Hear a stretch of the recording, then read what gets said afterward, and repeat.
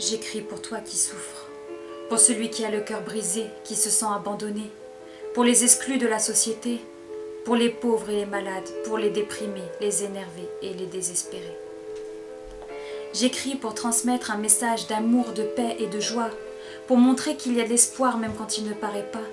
Alors si au fond de toi ton cœur crie au secours, laisse-moi te montrer que tu as le choix.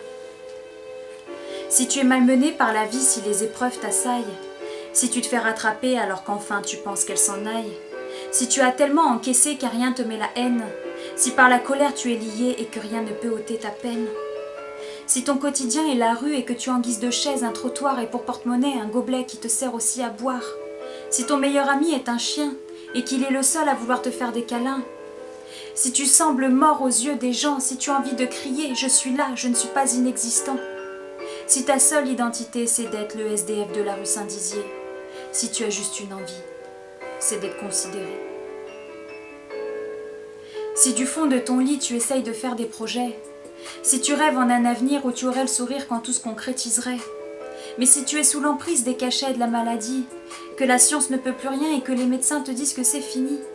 si même tes amis s'éloignent petit à petit, car la fête et le meilleur valent mieux que les larmes et le pire, si ta souffrance intérieure est plus grande que la douleur physique, si désormais la peur est ce qui fait battre ton cœur,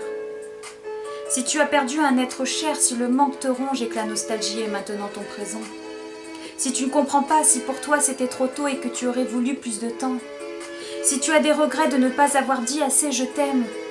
si tu es convaincu que ta vie ne sera plus jamais la même, si tu te rends compte qu'avoir le cœur brisé n'est pas qu'une expression, et que même quand les morceaux sont recollés, il reste encore des lésions. Mais mon ami, je veux te dire la vérité, celle-ci est parfois dure à réaliser quand on est dans la difficulté. Pourtant tu n'es pas seul, abandonné ni oublié. Je peux te dire qu'il est le premier concerné quand tu es attristé.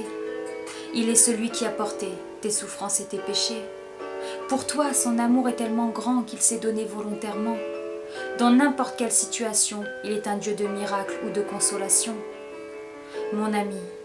notre espérance n'est pas sur terre, lui nous promet le ciel. Alors laisse-le prendre ton fardeau,